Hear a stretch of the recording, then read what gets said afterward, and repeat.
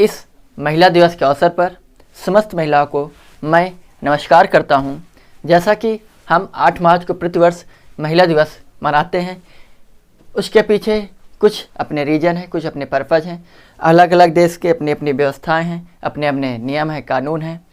तो उन सारी चीज़ों के बारे में विधिवत अध्ययन करेंगे। कई सारे देश आज के दिन अर्थात 8 मार्च को महिला दिवस के रूप में छुट्टियां रखते हैं ताकि लोग एक दूसरे को सेलिब्रेट कर सकें। कुछ देश महिलाओं को फूल देकर आपस में उनको सम्मान देते हैं। ऐसे कई सारे देश हैं जो अपने अपने देशों में अलग अलग प्रथाएं, अलग अलग विधियां हैं महिलाओं को सम्मानित करने की। उसी में हमारा एक देश है जिसमें अस्त्र शस्त्र के साथ महिलाओं को दिखाया जाता है।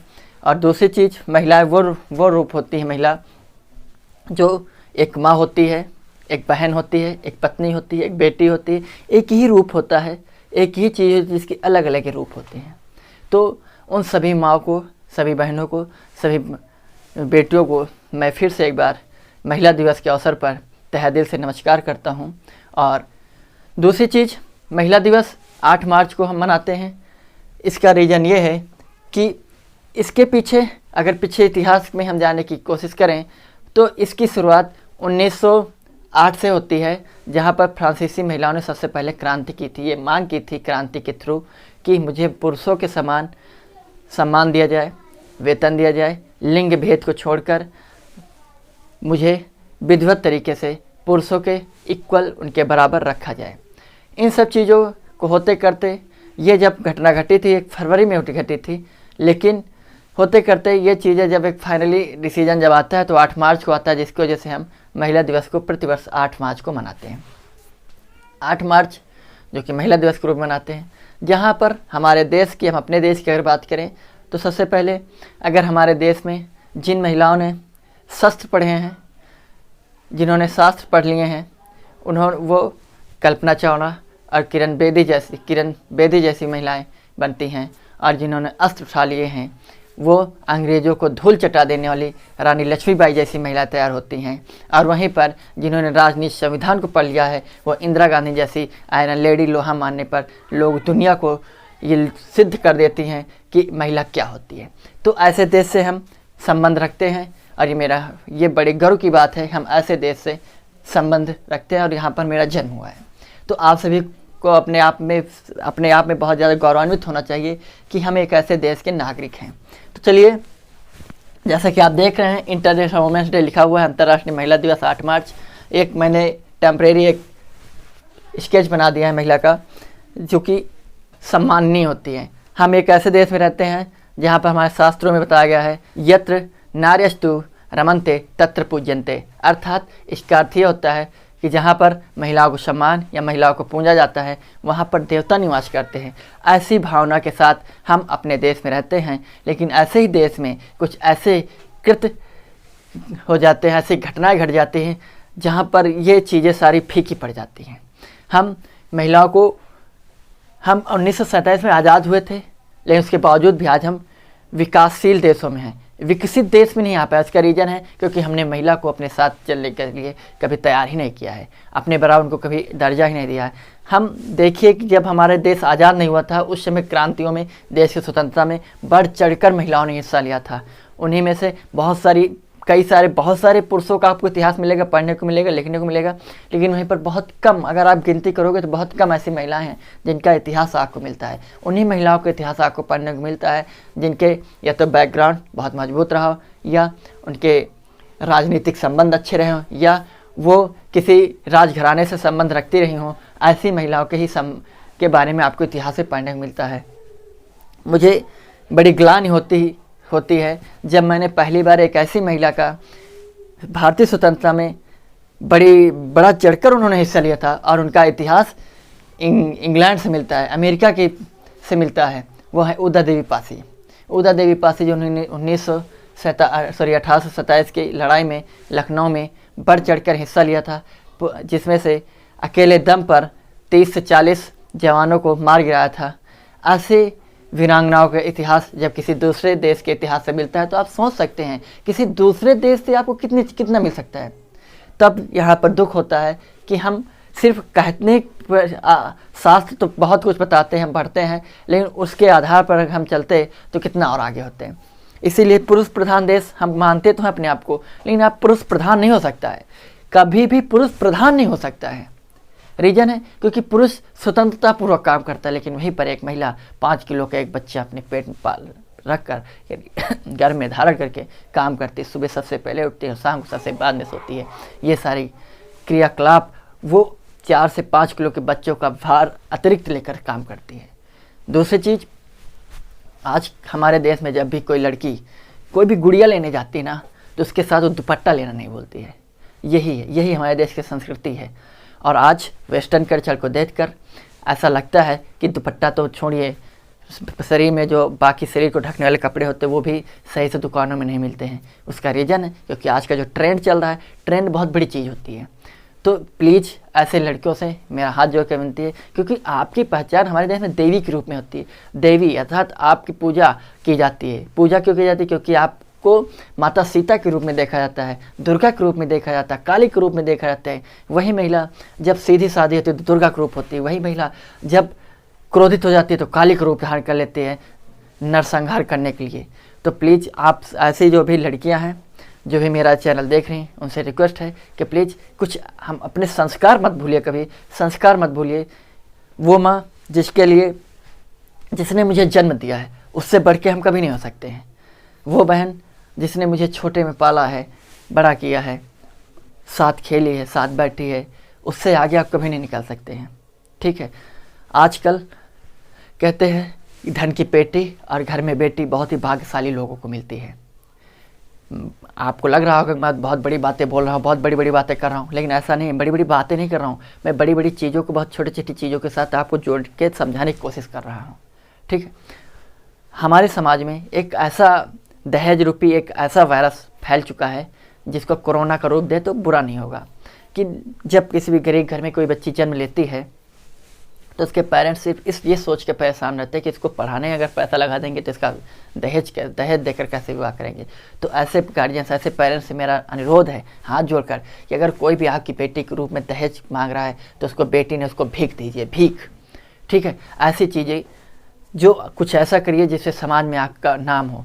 आपको अपनी बेटी को पढ़ाने में पैसा लगाइए, इतना पैसा लगाइए जो कि अगर आपको उसके लिए दहेज के लिए नहीं, अगर उसके पढ़ाने लिखाने के लिए अगर आपको ज़मीन जायदाद, हीरे जवाहरात जो भी कुछ हो, गहने जेवर, उसको अगर आपको गिरवी रखना पड़े तो उनको रख के पढ़ाए, क्योंकि जब बेटी आपकी बड़ी हो जाएगी तो ऐसे काम करवाइए उससे, जिससे जब भी किसी घर में कोई दूसरी बेटी जन्म ले तो लोगों के गर्व हो कि नहीं, मुझे अपनी बेटी को ऐसी बेटी की जैसे किरण बेदी टाइप बनानी है, ताकि उसकी शादी विवाह में कोई भी अड़चन ही ना आए। ठीक है, दहेज तभी ख़त्म हो सकता है जब हर पेरेंट्स, हर गार्जियन ये समझे कि मुझे बेटी के लिए पैसा दहेज के लिए नहीं बचाना, उसकी पढ़ाई के लिए कम खर्च करना है, तो अपने आप दहेज ख़त्म हो जाएगा। ठीक है, फिर दूसरी चीज़, लड़कियां जो हैं कांच होती हैं, इसलिए आप अभी चुप रही, लेकिन आप जिस दिन आईना बनेंगी ना, उस दिन के लिए आप अपने आप को तैयार मानिए। इतना पढ़िए कि कल क्या होगा, परसों क्या होगा, 6 महीने बाद, ऐसा नहीं। 24 घंटे आपके पास, 24 घंटे पढ़िए। 24 घंटे में वो करिए जिसको आपको पाना है, जहाँ तक आपको पहुँचना, उसको पहुँचने के लिए कुछ ऐसे वो उसके लिए सब कुछ कर डालिए। कहते हैं कुछ पाने के लिए कुछ खोना नहीं पड़ता है, कुछ पाने के लिए कुछ करना पड़ता है। ठीक है, आज बहुत गर्व की बात है मेरे लिए, स्पेशली मेरे लिए, कि मैं ये जब लेक्चर शूट कर रहा हूँ तो इसके 2-3 घंटे पहले मुझे एक बहुत ही अच्छी खबर मिली कि मैंने जब कंपटीशन की क्लासेस शुरू की थी, तब मेरी जो पहली छात्रा थी कामनी सिंह, उनका आज उत्तर प्रदेश पुलिस में सिलेक्शन हो चुका है। और इससे पहले कई सारी लड़कों का सिलेक्शन हुआ, कई सारे लड़कों का सिलेक्शन हुआ। खुशी होती है, लेकिन आज जो खुशी है वो कुछ अलग टाइप की है। उसका रीज़न है क्योंकि वो मेरे टीचिंग प्रोफेशन की पहली महिला स्टूडेंट हैं, पहली छात्रा हैं, पहली गर्ल्स स्टूडेंट हैं जिनका सिलेक्शन हुआ है। तो बीच में उनके घर की कुछ परिस्थितियाँ भी ऐसी हो गई थी जहाँ पर से उनको निकलना एक बहुत ही दुर्लभ मार्ग था, जहाँ से वो निकल कर आगे बढ़ी हैं। तो प्लीज़ ऐसी लड़कियों के लिए मैं सैल्यूट करता हूँ आपको, कि प्लीज़ आप सबके लिए भी ये प्रेरणा का स्रोत हैं कि आप भी उनके जैसे बनिए और आगे निकलिए। ज़िंदगी में कुछ पाने के लिए कुछ करना पड़ता है, कुछ खोने की जरूरत नहीं है। दूसरी चीज़, अगर हम देखें कि अगर भारतीय स्वतंत्रता की अगर हम बात करें तो कुछ ऐसी महिलाएं हमारे यहाँ, कुछ ऐसी वीरांगनाओं ने बढ़ चढ़कर हिस्सा लिया है हमारे देश के स्वतंत्रता में, जहाँ जिनका जिक्र बहुत कम मिलता है। अगर उनकी कहानियाँ महिला दिवस, मदर्स डे के दौरान आप सभी को किसी न किसी माध्यम से, किताब के माध्यम से, या आजकल तो एक अच्छा साधन यूट्यूब के माध्यम से अगर आपको मिलें, तो इससे ये पता चलता है कि महिला है क्या चीज़। जो पुरुष प्रधान देश है ना, अगर ऐसी स्टोरियाँ, इसीलिए किताबों में ऐसी कहानी नहीं छपती। मेरा मानना तो यही है, नहीं तो पुरुष प्रधानता ख़त्म हो जाएगी, महिला प्रधानता आ जाएगी। ठीक है, रीज़न ये है कि ऐसी बहुत सारी महिलाएं हुई हैं जिन्होंने देश की स्वतंत्रता में बढ़ चढ़ कर हिस्सा लिया है। उनमें से एक मैंने पहले नाम ले लिया, उदा देवी पासी, जिनका इतिहास में ही कहीं जिक्र नहीं, 2015 से हमारे भारतीय इतिहास में उनका जिक्र होना शुरू हुआ है। दूसरी एक ऐसी महिला हैं जिनका नाम है नीरा आर्य, जिनको नीरा नागिन के नाम से जानते हैं, जो स्वयं देश की स्वतंत्रता के लिए, देश के स्वतंत्रता सेनानियों को बचाने के लिए खुद विधवा हो जाए, अर्थात अपने पति को मार दे। ऐसी वीरांगनाएं हमारे देश में हुई हैं। लोग पुरुष प्रधान कहते हैं, अरे पुरुष तो उतना भी दर्द नहीं सह, जितने दर्द में उसकी मृत्यु हो जाती है, इसके 30 गुना ज़्यादा दर्द सह कर एक महिला बच्चे को जन्म देती है। और आप अपने आप को एक महिला के इक्वल समझते, कहीं नहीं है। बल्कि महिला इसलिए बहुत आगे नहीं बढ़ पाती। उनका रीज़न ये है कि उनके पुरुष आगे बढ़ने का रीज़न ये है कि उनके पीछे एक पत्नी होती है। पत्नी जो कि एक महिला होती है, वो जब भी गुस्सा होता है, जब भी टेंशनाइज होता है, जब भी फ्रस्ट्रेट होता है, सब कुछ उस पत्नी के ऊपर छोड़ देता है। ऑफिस से आता है, गुस्सा सब कुछ निकाल देता है। लेकिन एक पत्नी के पास एक पत्नी नहीं होती, एक महिला के पास एक पत्नी नहीं होती जिस पे अपना गुस्सा, अपना फ्रस्ट्रेशन, अपने दुख दर्द बांट सके। ठीक है, इसीलिए महिला ज़्यादातर आगे नहीं निकल पाती। लेकिन हाँ, अगर जितना पुरुष यानी लड़कों के लिए उनके पेरेंट्स करते हैं, तत्पर रहते कुछ भी करने के लिए, उतना अगर एक बेटी के लिए तत्पर रहने आगे, तो बेटियां लड़कों से कई गुना आगे निकल सकती हैं। अब हम नीरा आर्य के बारे में बात करेंगे। नीरा आर्य जो कि एक ऐसी वीरांगना हुई हैं जिनका जन्म 5 मार्च को हुआ था। ये अच्छी कहानी, इसीलिए मैंने इस कहानी को आज के लिए चूज करके रखा था, ताकि जो महिला दिवस है उस पर आपको ये कहानियाँ ऐसी बताई जाएं ताकि आप भी जागरूक हों, आप आगे बढ़ सकें। आप में आगे बढ़ने का माध्यम हमारा समाज जागरूक हो सके महिलाओं के प्रति, लड़कियों के प्रति, बेटियों के प्रति।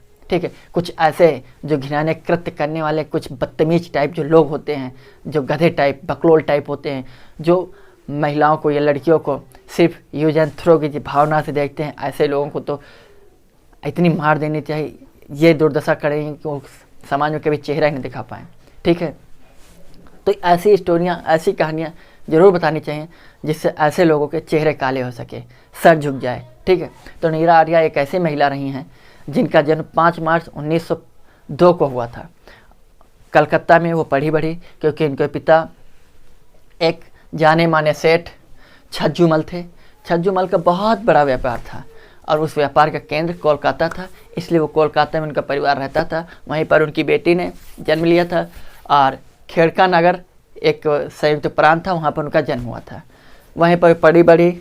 उनके एक भाई थे, भाई का नाम था बसंत कुमार, और बसंत कुमार भी भारतीय फौज के एक सैनिक रह चुके थे। और अच्छी बात यह है कि नीरा आर्य भी आज़ाद हिंद फौज की रानी लक्ष्मीबाई रेजिमेंट की महिला सिपाही थी। इनके जिनसे विवाह हुआ था वो CID इंस्पेक्टर श्रीकांत जयचंद दास थे। और जयचंद दास को अंग्रेजी हुकूमत ने सुभाष चंद्र बोस की तहकीकात में लगा दिया। CID थे, तो नीरा आर्य ने उनको पहचान लिया और सुभाष चंद्र के बचाने के लिए उन्होंने अपने पति पर बंदूक से वार कर दिया और उन्हें मार दिया, जिसके एवज में उनको जब पकड़ा गया तो उन्हें जेल में डाल दिया गया। आजीवन कारावास की सज़ा सुनाई गई नीरा आर्य को, नीरा नागिन को, जिसके चलते फिर उसके बाद जब स्वतंत्रता सेनानियों के रूप में जब कुछ लोगों को बरी किया गया, लेकिन उनको बरी नहीं किया गया, उन्हें अंडमान निकोबार जेल में शिफ्ट कर दिया गया। वहाँ जब वो पहुँचती हैं तो वो बताती है अपनी आत्मकथा में, उन्होंने लिखी कि वो रात के 10 बजे एक कोठरी में बंद कर दिया गया उन्हें, जहाँ पर उन्होंने देखा कि ना तो कंबल है, ना ही कुछ ओढ़ने के लिए, कुछ ना बिछाने के लिए है। लेकिन रात के 10 बज रहे थे, वो वैसे ही ज़मीन पर लेट गया और नींद आ गई। रात के 12 बजते वैसे एक सिपाही आता है और उन्हें कंबल उनके ऊपर फेंक कर चला जाता है। कंबल का गिरना, उनके नींद के खुलना दोनों एक ही साथ क्या घटती हैं। होते करते ये सारी घटनाएं घटी और उनके हाथों में बेड़ियाँ पड़ चुकी थी, पैरों में बेड़ियाँ पड़ चुकी थी। अगले ही दिन जब सुबह उठती हैं तो बताती उन्हें खाने में खिचड़ी दी जाती। खिचड़ी खाती रहती तब तक लोहार आ चुका होता है, क्योंकि उनके हाथ में जो साकल थे, साकल को काटने के लिए लोहार बुलाया गया था। तो लोहार जब उनके साकल काट रहा था, साकल तो कट गए, लेकिन उसके बाद जब पैर की बेड़ियाँ काट रहा था तो उसी वक्त उसने कई बार उस छेनी को उनके हड्डियों पर 2-3 बार छटकर या जानकर मार दिया, जिससे वो कहते वो मेरी हड्डियों की पुष्टि देखना चाहते थे, कितनी हष्ट पुष्ट इनकी हड्डियाँ हैं। जब वो दर्द सह नहीं सकी तो उन्होंने उस लोहार से कहा कि क्या तुझे दिखाई नहीं पड़ता है मुझे दर्द हो रहा है? तो उसने कहा चुप रहे। इतनी बात हुई कि तब तक उसने उनके गिरबान में हाथ डाल दिया, जिसके चलते वो कुछ कर तो नहीं सकती थी, क्योंकि उनके हाथ में भी साकल पड़े हुए थे। उन्होंने उस पर थूक दिया था। जो ये सारी घटनाएं वहाँ का खड़ा हुआ अंग्रेज़ जेलर देख रहा था। अंग्रेज़ जेलर ने उससे उनको प्रेशराइज किया और ज़बरदस्ती उनसे पूछने लगा, बताओ सुभाष चंद्र बोस कहाँ? तो उन्होंने कहा सुभाष चंद्र बोस तो भी हाल ही में पानी के जहाज़ की जब वो घटना घटी उसमें उनकी मृत्यु हो चुकी। उसने कहा तू झूठ बोल रहे? तो उसने कहा अच्छा हाँ, सुभाष चंद्र बोस अभी जिंदा हैं। बोले कहाँ? बोल। तो उसने बताया, उन्होंने कहा मैंने बताया कि मेरे दिल में बसते हैं, वो जिंदा हैं। तो उसने कहा अच्छा। ये सब कहने के लिए उसने कहा ठीक, तेरे दिल से मैं निकालता हूँ। तो उन्होंने उससे एक ब्रेस्ट कटर होता है, मतलब उस अस्त्र, मतलब उन्होंने बताया कि एक ऐसा अस्त्र था, औजार था, जो कि पेड़ पौधों की पत्तियाँ फूल काटने छाटने के लिए इस्तेमाल किया जाता है। वैसा एक अस्त्र था, औजार था, जिसको उन्होंने ब्रेस्ट कटर के नाम दिया है। तो उससे उन्होंने कहा ठीक है, तेरे मैं भी स्तन कटवा लेता हूँ। जिसकी वजह से उसने स्तन पे तो लगाया उस अस्त्र को, लेकिन उस पर धार नहीं थी, लेकिन एक अथाह पीड़ा हुई उस पर, जिसके चलते वो चिल्लाई और कराही। अथाह पीड़ा जिसकी था नहीं लगाई जा सकती। ऐसी क्रूर निर्मम घटनाएं घटी हैं। और उसके बाद उनको छोड़ देता है और फिर वो कहता है कि अगर तू दोबारा बदतमीजी से पेश आई तो तेरे ये दोनों भी जो दोनों गुब्बारे इनको तेरे शरीर से अलग कर दिया जाएगा।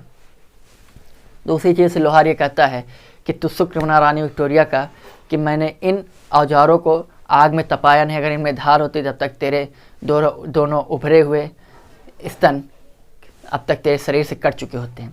ऐसी ऐसी यातनाएं झेलने वाली उस महिला ने, नीरा आर्या ने, जब देश आज़ाद हुआ और उन्हें बरी कर दिया गया तो उन्होंने उनकी जो ज़िंदगी थी, अंतिम जीवन था, वो ना तो उन्होंने सरकार की कोई सहायता ली, ना ही कोई पेंशन ली, और अंततः उन्होंने फूल बेचकर जीवन यापन करते हुए 1908 में उन्होंने अपनी अंतिम सांसें ली। ऐसी देश की महिलाओं को, ऐसी वीरांगनाओं को मैं एक बार सैल्यूट करता हूँ और उनकी आत्मा के लिए शांति की अपील करता हूँ।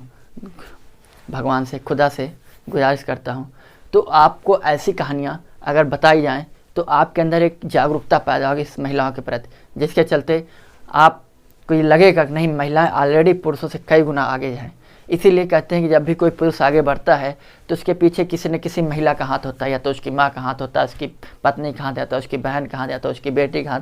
लेकिन जब भी कोई महिला आगे बढ़ती है उसके पीछे किसी का हाथ नहीं होता। इसलिए मैंने लिखा है behind every successful women herself, यानी हर महिला के सफलता के पीछे वो स्वयं होती है।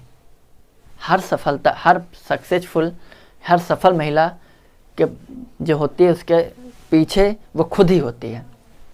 दूसरी चीज़ आपको मैं बताना चाहूँगा कि जब भी कोई महिला, एक जापान में एक सर्वे किया गया कि जब किसी महिला की जब प्रेगनेंसी के दौरान जब डिलीवरी होती है, डिलीवरी के दौरान जो दर्द होता है, उस दर्द को एक मापक से मापा गया। तो फिर वहाँ पर एक टास्क रखा गया, एक मतलब प्रतियोगिता टाइप रखी गई, जो भी पुरुष इस दर्द का आधा हिस्सा भी सह लेगा, पूरा जितना दर्द इस है उतना अगर सह लेगा, उसको पुरस्कृत किया जाएगा। जिसके चलते लोगों की लाइन लग गई कि अरे क्या है, हम तो पुरुष हैं तो इससे भी ज़्यादा सह लेंगे। लेकिन जब दर्द उनको दिया गया धीरे धीरे, तो उसमें से 95% लोग ऐसे थे जिसका अगर 100% दर्द का केवल 25% की बात 20% दर्द तक वो भाग गए, और कुछ ऐसे व्यक्ति रहे जो 5% बचे थे, वो 50% तक पहुँचे तो थे, लेकिन उनको रोक दिया गया, वरना उनकी जान चली जाती। इतना था, इतना ज़बरदस्त दर्द रहकर जब कोई महिला एक बच्चे को जन्म देती है, तब वहाँ पर पुरुष प्रधानता ख़त्म हो जाती है, वहाँ मर्दानगी ख़त्म हो जाती है। सिर्फ मुछ रखा लेने से मर्दानगी नहीं होती है। मुछ तो यार जानवरों के होते, कुत्ते के होते, बिल्लियों के भी होते हैं, उनके भी मर्दानगी है क्योंकि मुछ है उनके। तो ऐसे लोगों को के लिए एक मैं चेतावनी देना चाहता हूँ, ये सजेशंस है, चेतावनी नहीं सजेशंस है, सलाह है कि प्लीज़ महिलाओं को सम्मान देना सीखे, उनकी इज्जत करना सीखे, जिससे आपस में जो भी दूरियां हैं वो दूर रहें। और जब भी कोई लड़की घर में होती है तो उसकी माँ सिर्फ इसलिए परेशान रहती है कि वो तो पराए घर की चली जाएगी, इसलिए वो परेशान रहती है। लेकिन जब वो पराए घर चली जाती है, अपने ससुराल चली जाती है, तो वहाँ पर सास ये कह देती है कि तुम तो पराए घर से आई हो। अर्थात एक ऐसी लड़की जिसका पूरा जीवन सिर्फ पराया कह कर लोग बिता देते हैं, कह ताने मार देते हैं। ऐसी लड़कियों के लिए प्लीज़ ऐसी भावनाएं मत बांटिए, न पैदा होने दीजिए किसी परिवार में। अगर कोई भी सास ये चाहती है कि मेरी बहू मेरी बेटी जैसी रहे, तो प्लीज़ वो बेटी भी है, चाहे वो बहू भी चाहती है कि उसकी सास उसकी माँ जैसा बर्ताव करे। बात फिर कहीं ना कहीं कंप्रोमाइज़ करना पड़ता है। कंप्रोमाइज़ नहीं करता जो पढ़ा लिखा होता है। दूसरी चीज़, जो कमज़ोर टाइप लोग होते हैं वो बदला लेते हैं, जो मजबूत होते हैं वो माफ़ करते हैं, लेकिन जो समझदार होते हैं वो नज़रअंदाज करते हैं। तो अब अपनी गिनती नज़रअंदाजों में कर रखना सीखिए, ठीक है। जो लड़कियां आज कांच हैं वहीं कल आईना बनेंगी। इन सब चीज़ों के साथ आप से मैं विदा लेना चाहता हूँ। एक बार फिर से अंतर्राष्ट्रीय महिला दिवस के अवसर पर समस्त महिलाओं को मेरा तहे दिल से नमस्कार। तो प्लीज़ आज के लिए इतना ही। आप सभी का बहुत बहुत धन्यवाद। Thank you. जय हिंद, जय भारत।